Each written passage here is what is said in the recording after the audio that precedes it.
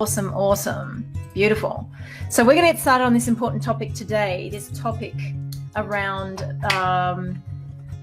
the two biggest mistakes women are making about feminine power and energy. And I'm going to go into that a little bit today, but you're going to get a lot more information on my masterclass that I'm running next week a couple of times. The masterclass called The 3 Massive Mistakes Women Are Making That Keep Them Exhausted, Overwhelmed and burnt out, stuck on that gerbil wheel of obligation, overwhelm, exhaustion. Okay, I'm going to go into that in great depth next week. I'm doing it live on Zoom, so please come along. So please click on that link and reserve yourself a seat. So let's get ourselves started here today. Now, firstly, I want you to know that this is for you. If you want to know how to be really feminine and how to stop compromising your energy, your success in life, your work, and your relationships, or in fact your desire to serve or have a sense of mission or purpose, okay? And this work, in fact, the Powerfully Feminine work is not for you if you've already mastered the feminine arts, or in fact, if you're okay with being inside of and continuing with the masculine paradigms out there. That's fine if that's your choice, but this is not the right place for you. So today I'm going to be covering the 2 big misconceptions around what is standing in the way of your feminine energy and power.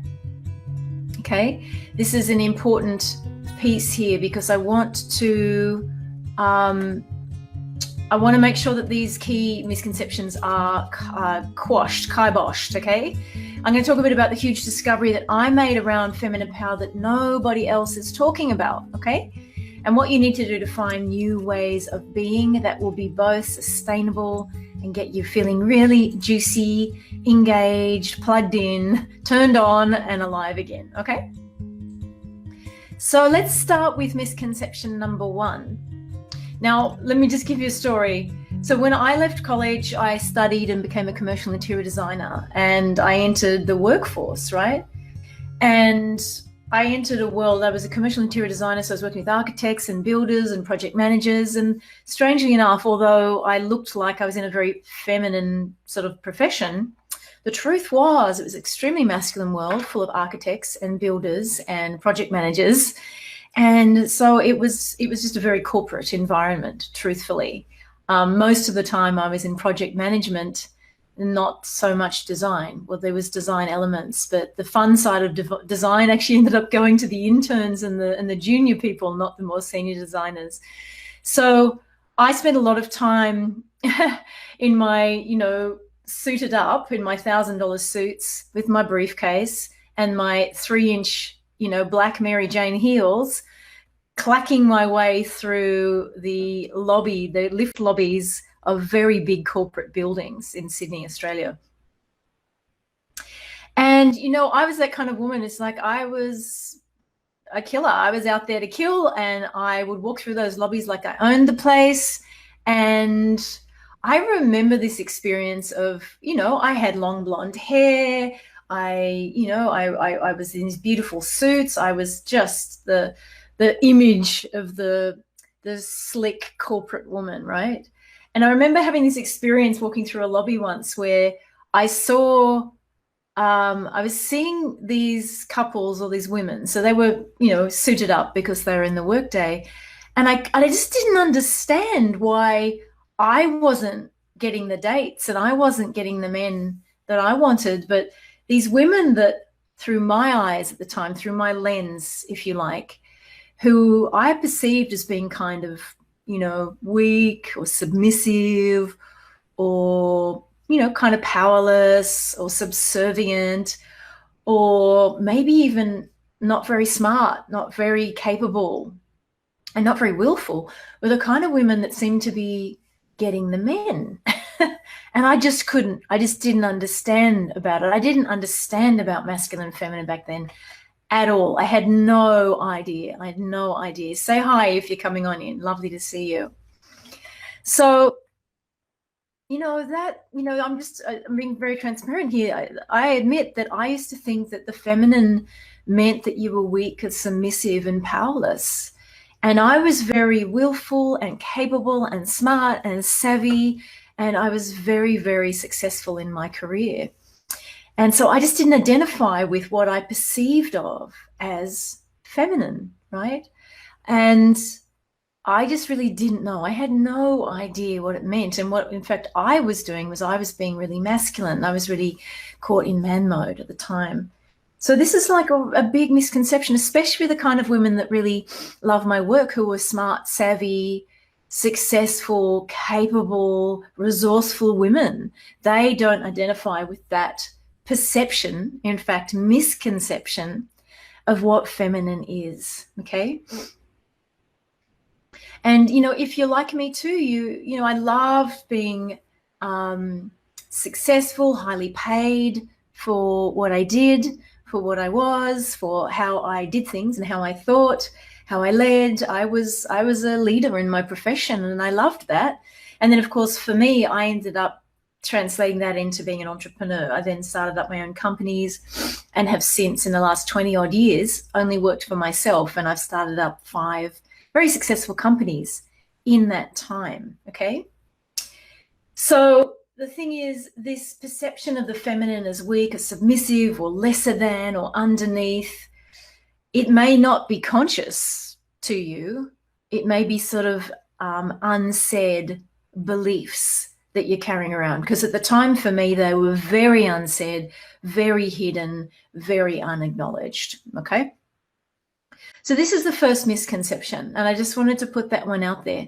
Now, the second misconception or mistake women are making about their perception or misconception about feminine power and energy has to do with understanding the feminine again, actually, but through a slightly different lens. I'm just going to take some tea from my Queen Bee mug.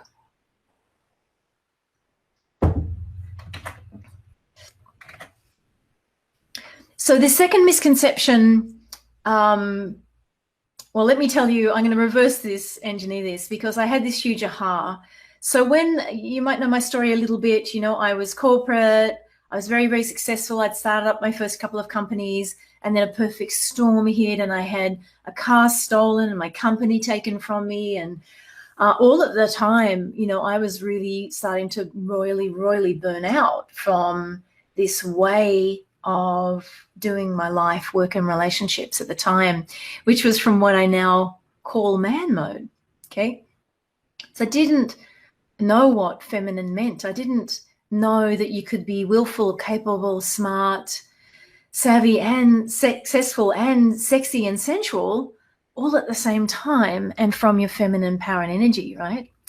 So what happened was, when I went down, so I had this big collapse, I burnt out, I went into full-time spiritual practice for a period where I had the big epiphany and realization that, whoa, all of that previous success that I had come from my masculine side, largely. Like, most of it was from being really masculine. Now, I just need to digress here a little bit.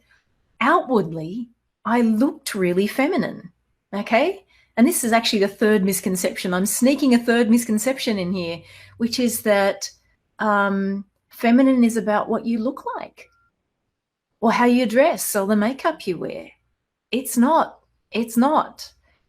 I call that the adornment side of the feminine. I'm girly. I love that. I love that piece.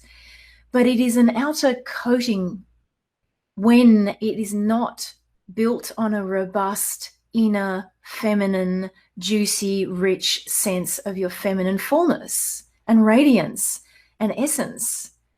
It's but a thin surface, and it doesn't take much to scratch the surface of that kind of woman to realize there's not substance underneath. The work with me that I do is about the inner feminine, about shining the feminine from the inside out, okay? This is a very different kind of work. And then the other piece is just fun. It's like the cherry on top, or the cream on top, that's just a joy and a delight, right? For you and for others around you. Okay, so let's go back. So this second misconception, when I had this big epiphany, was I don't know if you know this about me, I've been a trained astrologer for over 20 years. So I've studied astrology, and astrology really is a lifetime study. Okay, it's like learning astrology is a constant research and study. It's a very, very big art. And I also studied a very interesting, unusual type of astrology, which is less focused on what are called the star signs, or the star configurations, and that of the planets, or what are called the planetary forces, and all of the configurations in an astrology chart around the planets, right, and the planetary forces. And having been so trained in these planetary forces, one of the main things we learn when we're looking at planetary forces in somebody's astrology chart is what's called the lower and the higher mode of each planet or planetary force, or each conjunction, or each trine, or each configuration of planets. And, you know, as I sort of emerged out of my own dark night of the soul, what happened was I had this big epiphany. Well, firstly, I realized I wanted to be more feminine. Okay, let's just get that on the table. I wanted to be more feminine. I wanted to experience myself through my feminine. For God's sake, I was a woman in a woman's body, and I'd had this 30-year career, corporate, and then running my own companies. And I burnt myself out from doing it from my masculine, and it wasn't sustainable. It wasn't fun. It wasn't joyful for me or anybody around me, because I was so stressed and my body was really wearing out. Okay. So I'd had the realization I wanted to be feminine, but then what I did is I started the research, like really intense research on, well, what does that mean, and what does that look like, and well, who are the role models anyway? Who do I look to give me that guidance? And I was drawing a blank. You know, I'm talking 10 odd years ago, where there really were not role models. And so you look out there and you look at like successful women in corporate world or politics, not very feminine, right? So they weren't going to be role models. And then you'd look at someone like actresses or models or something, and yes, they were very beautiful, and into some of them I did admire, actually, because they were not just being actresses. They were actually doing humanitarian work, and they were women that had an aspect of the feminine that I could relate to. But there was very little out there, and they certainly weren't teaching you what that was, what that meant, or how to do it, right? So back to my story about my trainings in astrology. So as I realized that I wanted to be really feminine, what I then had the epiphany about was, oh my God, when I look around the world at people's perception of masculine and feminine, there's so much confusion out there. There's confusion, there's detours, there's misconceptions, and it's not helping. It's not helping people at all, okay? So the epiphany was, wow, there's a higher and a lower mode of feminine, and there's a higher and lower mode of masculine. And as soon as I saw that, you know, the world blew open, and it is now the very core and foundation of the model through which I do my powerfully feminine teachings with my women, okay? So what I call the higher mode of feminine is the true feminine, and the lower mode of the feminine is the false feminine. The false feminine are what I call the maid and the princess, and the true feminine are the queen and the priestess. And there's two true feminine, there's true false feminine. And I go into these in great depth inside of the Powerfully Feminine Intensive course, because there's a lot to understand. And I tell you what, when you grok this model, it's kind of an Anglo-Australian expression, right? When you really understand this model, you will realize, you'll suddenly have these huge ahas about yourself. You'll see it in other people. It's a model through which to understand life better, right? And so that was just a big realization for me. Okay. Now, so to become, or to get into the true feminine, how do you do that? That's really, of course, I will do you a disservice trying to tell you that in the next 5 minutes of our conversation here. It, of course, takes leadership, mentorship, and training in the feminine arts. So this was the other realization I had, is the feminine is about arts, you know, it's about arts and skills, but the feminine is less about a certain like strategy and action and order and that kind of thing, because the feminine, you know, is to water what the masculine is to, say, air, right? The feminine has a lot to do with learning how to be in flow. And arts and the art, to me, described the way the feminine lands. It expresses itself through inspiration.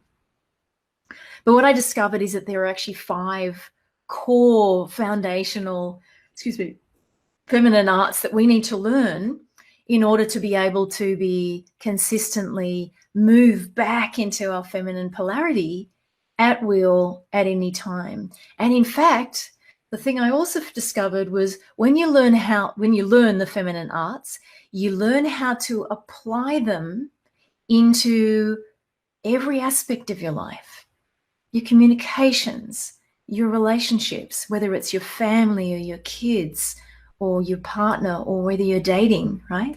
And your work, whether it be corporate or whether you're an entrepreneur or run your own business, okay?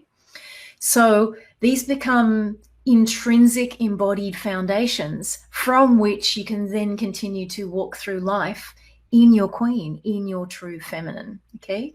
And so I just wanted to pass these 2, or it ended up being 3 core misconceptions today. I wanted to make sure you understood those, because if you've had any ahas or epiphanies, please share them with me. Share them with me in the comments box or the chat right now. I would love to see what your experience is on that. Maple Mew says, I love your videos. Keep up the great quality content. Thank you. My pleasure, my dear. So I am getting the chat screen here, and I do get a little bit of a delay. So if you have any questions, this is a great opportunity to do that. Whilst I'm waiting for the questions, once again, as members of my community, I want to give you the first option to reserve your seat for a completely free live masterclass I'm running next week. I'm running at a few different times, and you're going to be able to go to powerfullyfem.com/PFI. Well, look, I'll just put the link. There's a link above, or there's links below in the description box, and I'll put it in the comments too, okay? Click on the link, because that will take you to a page where you can reserve your seat, and then you'll get reminder emails, etc. And I've got a few, special emails that are going to come for you prior to the masterclass, okay? So please sign up for that. I do have limited seats. There's only a certain number of seats I can have in the live room. So reserve your spot now, because that will ensure that you have your spot reserved. Beautiful. Let's see if there's any questions. Princess of Dawn, hello. You're so inspiring. I wish to be more feminine as well. Beautiful. Well, you're in the right place. Christine, the fact about feminine arts just hit me like a shockwave. Finally, I have an explanation for how my life has been unfolding. Yes. So the learning of the feminine arts is really, really important, because that suddenly is a retraining for your feminine so that it can emerge out of you. I call it the feminine emergence for that reason, right? Whilst I've got you here, another thing you might like to do, and I'll put a link here too, is I have a brand new Facebook group. It's private. You have to apply to enter and answer a few questions. It's called Smart Savvy Sexy. SMART, smart, I'll say it in American, Smart Savvy Sexy. And you will find that on Facebook, and apply. I'll approve you if you answer the questions, and the conversation will continue over there. So I'd love to have you on over at Smart Savvy Sexy. Let's see if you have any questions. Yolanda, hello. Thank you for your videos. Which famous women would be models of feminine essence and power for you? Which famous women? Well, it's still tricky, that one, if I'm honest. I do love a lot of the work of Oprah Winfrey. There are certain, we've got our new Princess Meghan, okay? And there's some other actresses out there who turned their fame toward humanitarian work, and I admire them. And again, I want to make sure you don't get lost in the visuals of the fact that they might be beautiful looking or that they wear beautiful clothes.